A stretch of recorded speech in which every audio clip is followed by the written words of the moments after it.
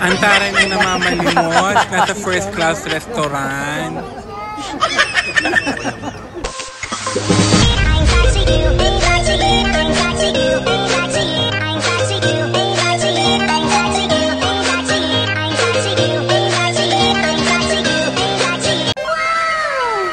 Hi everyone! Nandito po ako ngayon sa bahay ni Tito Oji dahil hindi niya ako pinauwi kagabi. Gawa ng gusto niya mag-get together. Mag-get together? Mag-lunch kami mga taga Showbiz Update. Dahil may isa kaming friend na magpapakain sa amin ng lunch. Sabagay kami naman ay minsan na lang din magkakita-kita ng mga nila Tito Jex, ni Rena. Kaya it's about time na mag-catch up. Mag-catch up. Alam mo, matagal hindi nagkikita.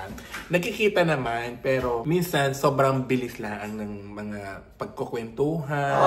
Hindi pa talaga kami nagsasama-sama ng talagang matagal na matagal. Kaya naisipan kong mag-vlog pa. Hindi sayang yung paghihintay ko para may magawa naman akong maganda. At may maipakita ako sa'yo, may maipanood na bagong-bago. Tagal na namin hindi talaga nagsasama-sama sa pagbablog. Nga may lutong ang palaya. Pinapakain ko ni Edward. Si Edward po ay kapatid. Kasi hindi ako makakain dahil may kakainan kaming lunch. At dahil paborito ko nga ang palaya, papapakinalaang natin. Oh, hindi na si Tito Oji, hindi ako nakakabihis. Iba naman pagkain mo ng ampalaya. Pati pagkain na ampalaya, binablog. Yes. Eh kung prito pa mas mahaba pa yung vlog mo. Loka. Hindi, tinikman ko lang kasi nagluluto siya Tito Oji. Sabi ko magbablog na lang ako. Masarap. I-review natin. Maraming itlog, aray. Dalawang kira. Kasi masaba. Ba't parang hindi kumain? Mamaya pa. Magkapi ako. Hindi tayo pwedeng kumain. Baka mamaya mabasog tayo. Sayang naman yung pagkain mamaya. So iba na luto nito yung ano. Yung hindi masyadong labog na labog. Ayan, pinakain na nga. Ang dami pang reklamo. Ayan! Tito Ernie! Tito Ernie, I miss you. On the way na ho kami sa aming pupuntahan. So, nasaan tayo, Tito Ernie? Gloria Maris. Gloria Maris. Dito sa Green Hills. Yes. Green Hills. Ngayon lang ulit tayo nagkita, Tito Ernie. Namiss ko kayo. Yes, me too. Likewise. Why not likewise o clockwise? Ano ba dapat? Makapag-English lang. Fast forward na ho tayo at baka kayo ay mainip. Ari na nga, dinadalian na. At nandito na nga kami sa aming kakainan. Pagkalaki pala na rin, kainaman. Kaming mayayaman lang ho ang nakakakain din eh. Charot! Kapag kayo ay hindi pa nakain, ay skip nyo na ho ang bidyong ari at kayo ay magugutom lang. Mamali, ang ganda ng atake mo dyan. Very hard. Super class. Meet my Ate Ian. Ako, napaka-generous niya sa amin. At syempre, kasama ang kanyang sister na mananampal sa amin. Diba? Parang siya yung artista. At si Ate Karen. Si Ate Karen, nabibigyan ako ng pants. Thank you, Ate Karen. Gusto mo may top ko? Ay! Alam mo, biniro ko lang yung pants niya. Sabi ko, ang ganda. Binigay na sa akin. Naloko ako. Yung alam ko, ang ganda ng damit mo. Binibigay sa akin. Kaya minsan niya na ako magbigay ng compliment. Ewan ko bakit ang daming eksenang ganun. Pag biniro ko na, ay, ang ganda ng alam mo. Ay, bibigay ko na lang sa'yo. Hanggang loob sa'yo. Talaga ba? Diba nakita? Parang loob sa kanya. Parang gusto nga rin batiin kita. Pero pipili ako. Mabait yan si Ate Karen. Tita, batiin si Tita. Ang aking bagong BFF. Meron akong bagong BFF all the way from Japan na naging nanonood ng Showbiz Update. Wow, sa Tokyo. Yeah. Saan kayo sa Japan? Sa Tokyo, Kamiyari. Katsushika ako. Ako naman taga-Dayapan. Ako hanggang Gapan. Gapan naman. Nakakatawa, nakita ko si Father Jerry Orbus. Alam nyo, bata pa lang ako pinapanood ko. Orbus. Orbus. Ayan, bata pa lang ako pinapanood ko na siya with Fatima. At nung mawala yung ABS-CBN, yun yung show na nalungkot ako dahil mawawala. Hindi pa kasi yung social media ng mga misa. Talagang siya na yung pinapanood ko lagi every Sunday. The Healing Eucharist. Dito kami parati, nakain araw-araw halos. Ilan ba tayo?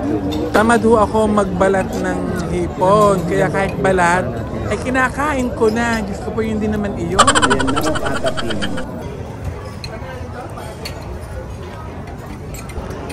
Taray! Kunyari, maalam gumamit ng chopstick. Ayan si Tita Jegs humabol dahil alam na magkakabigayan. Magkakabigayan na kanina. Na-late ka. Picture. Magkabigayan na. Late ka. Late ka. So wala na. Uwi na. Jegs, payat ka. Bakit payat ka? Kaya, Hindi rin yan. Grabe na yung ginagawa nyo sa katawan nyo. Naghahabulan tala ni Mama Loy sa papayata. Nakita niyo naman kung gaano kasasarap ang pagkain din sa hapagkainan. Hapagkainan! Ang problema ay naiwanan ko ang aking pang-maintenance. Yung cholesterol at saka sa blood pressure.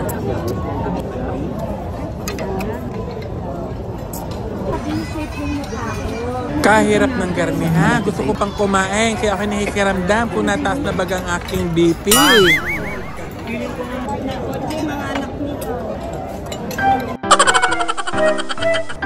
Hindi ko alam kung ay fine dining restaurant. Basta maraming salamat sa Panginoon at ako'y nakakakain sa mga garning kamamahal na restaurant.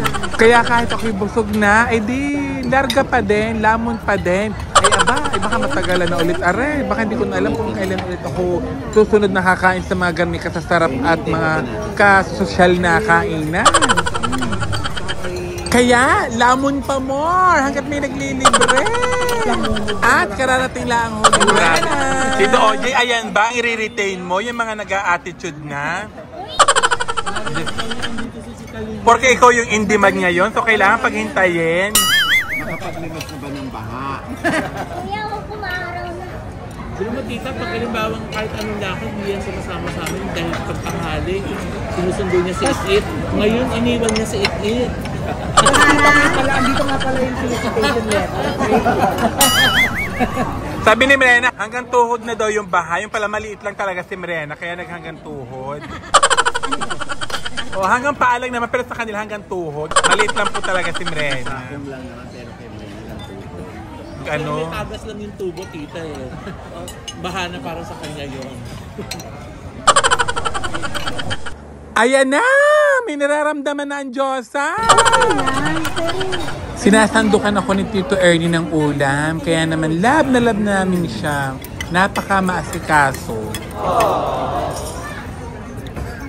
Thank you, Tito Ernie. Okay na, Tito Ernie. Ayan na? Oo. Ayan na! Ayan na!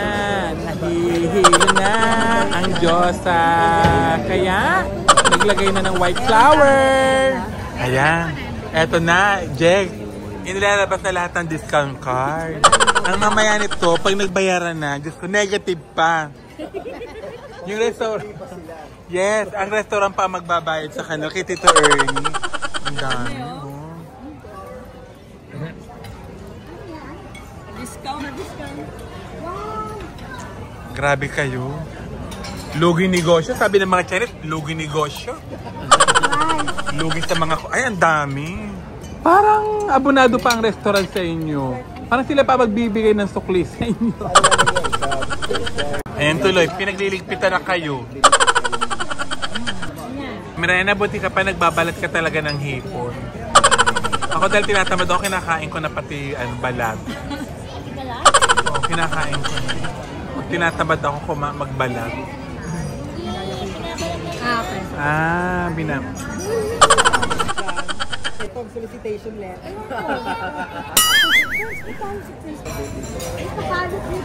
Yan pala ang perks ng being senior. May discount. Kahit pa sila sa atin ng 500. Dahil nagtsaa sila. Abay, ako'y gagaya din. Ayan na, ang dalawa. Kanya-kanya ng eksena. Baka masasampal ni Madam. At dahil marami kami hindi na ubos kainin, kaya alam niyo na, it's Sharon time! Diyos ko po, Rude, may matamis pa pala! Parang hilong-hilo na yung pagkain sa akin, kakain ko. Abay, di kinain ko pa din. Dala rin kasama sa amin binayaran, ha? Ate, ano ba yan? Ay, alam mo, ate, hindi maganda yung video ko kanina, yung bati ko. Pwede bang ulitin ko yung person? Pwede bang personal ko ulit batiin? Kasi medyo nag-bakil po ako. Ate Ian, ulitin ko. Hindi na. Ano ba yan? Hindi ko na... Ayan na! Nagkakaabutan na. Umiyak kayong kaliwang mata. Pero mo nagpunta din siya galing pa ng Baguio. Ma-turtleneck. Ayaw mo na pumunta. Alam mo yung inaano natin? Di ba ayaw mo na pumunta sa'yo kung may Skype na? Di ba? Sabi ko, huwag ka nang malimutan. Marena, huwag mong kalimutan yun. Marena, in-special mention kita kagabi. Sabi ko, Marena, alam mo ba? Nakakain. Brenda, alam mo yun. Tapos alas 9 na tulog ka pa, Marena. Brenda na. Ilagay mo na yung bangin sa harap. Paano? Ilagay mo na yung bangin sa harap. Parang madaling na. Madam, nawala yung high blood ko sa binigay mo. 20 plus pa?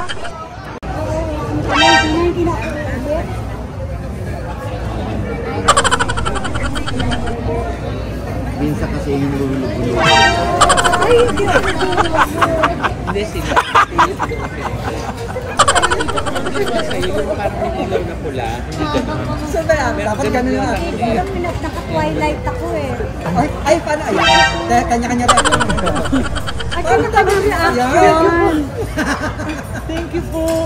Oh. Talagang May mga reaction talaga. Ano eh, yung... Parang hindi bagay kay Mama na binibigyan si Mama Loy. Hindi yan! Hindi yung mango Cebu! Ano ba yun?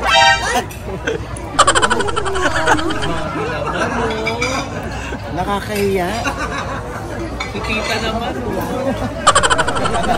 Kaya ako patuloy pumunta ng Japan. Thank you, tita. Ate, thank you po. Ayan. Lahat kukunin, walang iiwan. Walang matitira.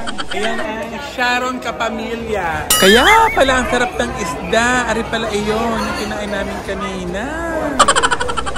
Ngayon naman ay papunta kami sa Tagaytay para bisitahin at surprisahin si Mami Sue dahil kanyang birthday! Alam mo ba, Diyos ko, nag-ambagan pa kami dyan. Ay, taray, thank you. Ari nga ho pala ang Las Casa Mirasol din sa Tagaytay. Kaya kung naghahanap kayo ng Airbnb, ayan, i-message nyo lang po ang Facebook page na Ari.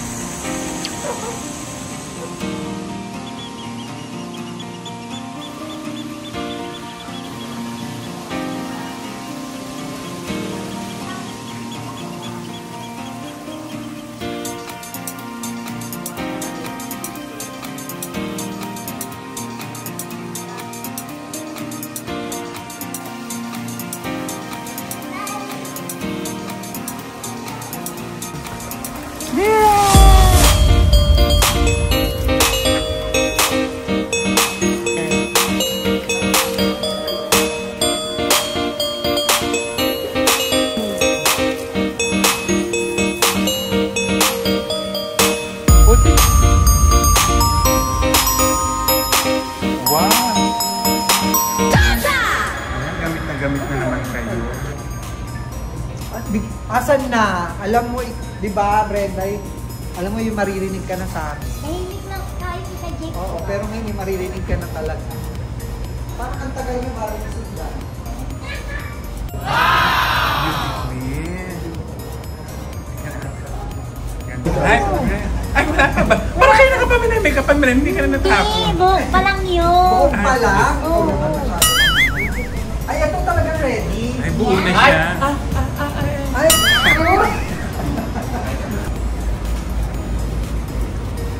At magsasama-sama uli ang all-star cast ng Showbiz Update. I-chika mo na dali dahil kami po ay mag-guest sa Rainbow Rumble hosted by Luis Lucky Manzano at Ate Neki. Sobrang sayahon ng episode na ito kaya abangan nyo po yan ha sa Rainbow Rumble. This coming September na. And of course, nais kong pasalamatan ang aking mga sponsor, Dr. JC Solis ng Gorgeous Smile, Headway Hair Salon para sa aking Daniel Padilla na hair, and for my eyewear, maraming salamat. Ideal Vision. Super thank you po sa inyong lahat. I love you all. God bless. Mwah mwah. Sana po nag-enjoy kayo sa aking vlog. Bye!